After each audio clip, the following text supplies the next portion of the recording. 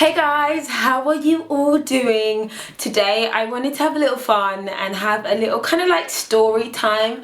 I'm planning on doing these very regularly, and I know that I have mentioned doing certain videos like for like college and school and stuff like that. All of that is gonna be coming. I'm uploading more regularly, but I felt like I wanted to start off this kind of story time with a little bit of a bang, and this is a story that I feel like I've wanted to tell you guys about it for quite a long time because it happened over 2 years ago, but I was always quite embarrassed and thinking I'm the stupidest girl ever for doing what I did.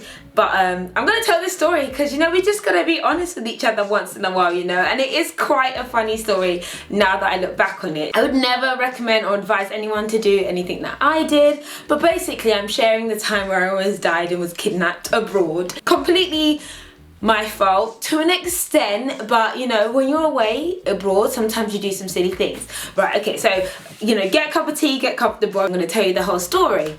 So this all happened where me and a friend of mine, we decided to make a trip to Malaysia, Singapore and Bali. We went and spent, I think it was like 2 to 3 weeks. We just like, let's go, you know, backpacking in Asia. And I actually filmed, like long before I was like bigger on YouTube, I kind of did a, like a vlog of the time. And I think you might be able to find it somewhere. I look absolutely awful, terrible there. So yeah, we decided to go to like Asia. It was just me and my friend, and she's done a lot of traveling before, but I hadn't been much of a traveler. And the kind of person who I am is like, when I'm away, I'm like, woo! I go like buck wild, not like buck wild like getting drunk and like being extremely leery and stuff, but I'm like everyone's best friend. I just start talking to random people, and I'm like very, very trusting. And so we were in Malaysia, and it was just the most amazing place. We had the most amazing parties, and there's a market that we went to, and then we happened to like be walking in this market, and it was really, really nice. And then we spotted some kind of like guys who were like, you know, it's like they spotted us, we spotted them, and like clearly we all knew that, you know, we're all foreigners and that maybe we were like Londoners and stuff like that. So we found out that the guys, they weren't actually Londoners, but you know, they've been to London a lot.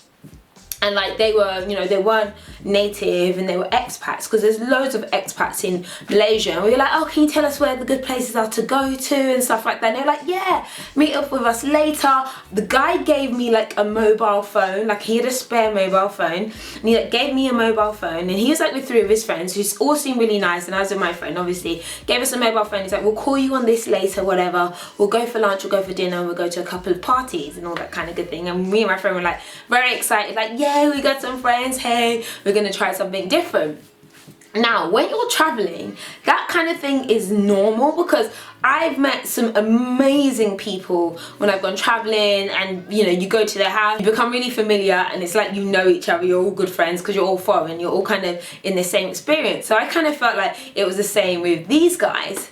Anyway, so we met up with the guys who are nice to start with. They had been drinking quite a bit. We went out to go and like eat this really nice, I can't remember the place, it's like this mall, but it's like amazing, where you have shisha and food, and it was just lush. And then they took us to this hotel penthouse party, and supposedly it's like one of the best hotels in like Malaysia, and like it was a rooftop, and it was a pool, and it was like all foreigners and lots of glamorous women. It was, you know, fresh. You know, when you go to a party, you're like, oh, okay, it's this kind of party. So it was very, very glamorous and really, really nice. And so we partied a lot, and then the guys, we could tell, were getting quite drunk.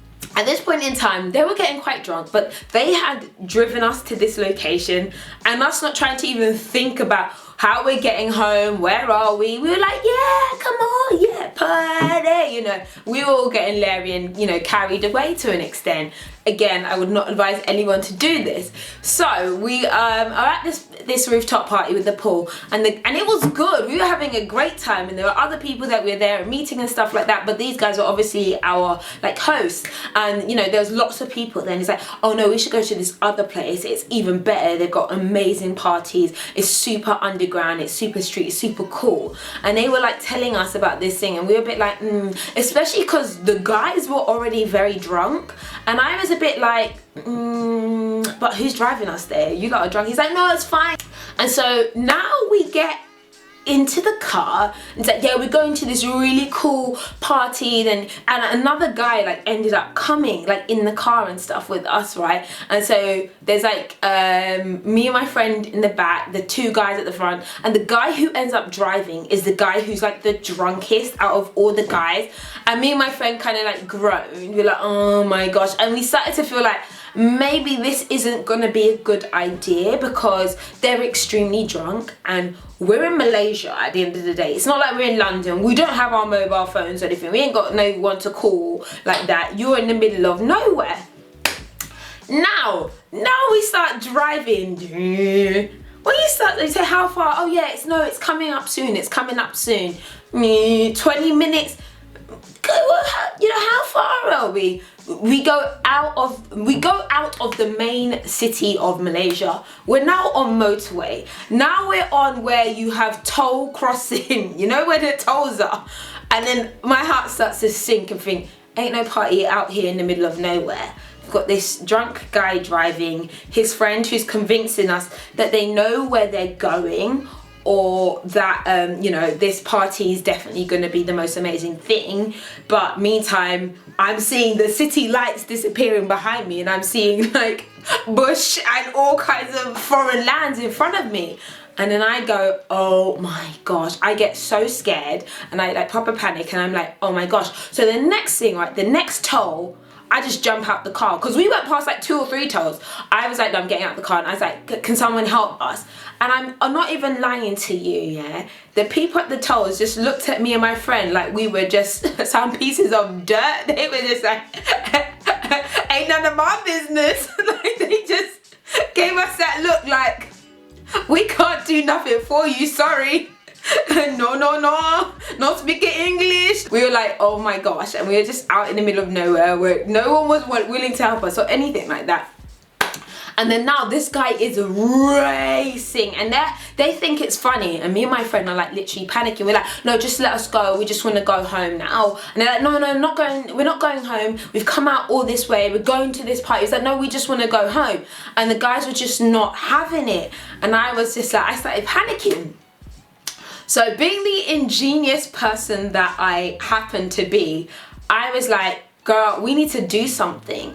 So then I was like, right, we need them to get us to stop somewhere where we can get some help, or where we can at least get a taxi and go, or something like that. So then, and this is so bad, right? My dad actually has type 1 diabetes, right? So sometimes he has what is called a hypoglycemic attack, which is where he kind of loses consciousness. And because of that, I've seen that. And so I was just like, I'm gonna fake having a hypoglycemic attack. And then I started going like, I'm not even gonna show you, but I started like making noises, heaving, and like doing this in the back of the car. And then my friend was like, oh, she's having a fit, she needs to get some sugar. All she needs is some sugar, like a Ribena or a chocolate. We need to stop her something. She's got diabetes, she really needs some help. Because that was the only thing I could do. I was like, oh no. I was doing all kinds of foolishness in the back, because I really just wanted them to just stop the car, say at like a petrol station, right? And so I was like, doing it. And she was like, no, she really needs to get some sugar. Have you guys got any sugar? Have you got Ribena? Have you got anything like that? They're like, no, we'll just go to the petrol station, blah, blah, blah. So then I was doing all this in the back. And then they decided to like stop at a petrol station. And then my friend was there. She was like, no, I just need to buy some Ribena. Can you give us some cash? Got some cash, whatever. Please believe, as we rolled up, right? As we rolled up, and as I think the guy was going to the shop, right? A taxi, an empty taxi, was filling up at that gas station, yeah? Let me tell you that I arose from that. No, I was like, Yeti! I screamed. I took her hand and we dashed into that taxi cab. And I was like, drive! Drive! And then, yeah, we asked them to drive us back to the main town. And boy, we never saw those guys again. All they could see was the dust of our wheels. And yeah, that was the silliest thing I ever did. abroad. And I know I'm laughing at it now, but at the time it was so scary. And I was thinking, oh my god, I'm in this foreign land with these guys that I don't know. They could do anything. We're not in the main city. No one around seems to want to help us. They're looking at us like we're some strange people, and you know, we don't know anyone here, so it's really, really dangerous. And I was scared for my life. I was like, I could be killed and put in a bag or whatever, and no one will know. 2 girls went to Malaysia and disappeared. What? So, you know, I was like, it's time to fight for my life at this point in time. And I quickly learned there's not the time to start doing stupid things like getting into cars with random people, especially when they are very drunk and nobody knows where you are. So that is my story time. I hope you guys found that a little bit funny. I find it funny, like, you know, reliving it. I think by the time we arrived back, you know, in our hostel, we kind of laughed and was like, oh my gosh, that was so funny. But I remember when I told like Mike and like my friends, they were like, that was so dangerous and so stupid. And I was just like, oh yeah, kind of was. I'm gonna try and do these once in a while if I can find, like, you know, good stories from my past. If there's anything else you guys would like to see, let me know. I try and upload on Thursdays, Sundays and Tuesdays as well to keep it regular and fresh. Back to school season is coming. Let me know if you want to see something back to school. I'll have that for you. But in the meantime, have a lovely day and I'll catch you later. Bye. Hey guys, welcome to my channel.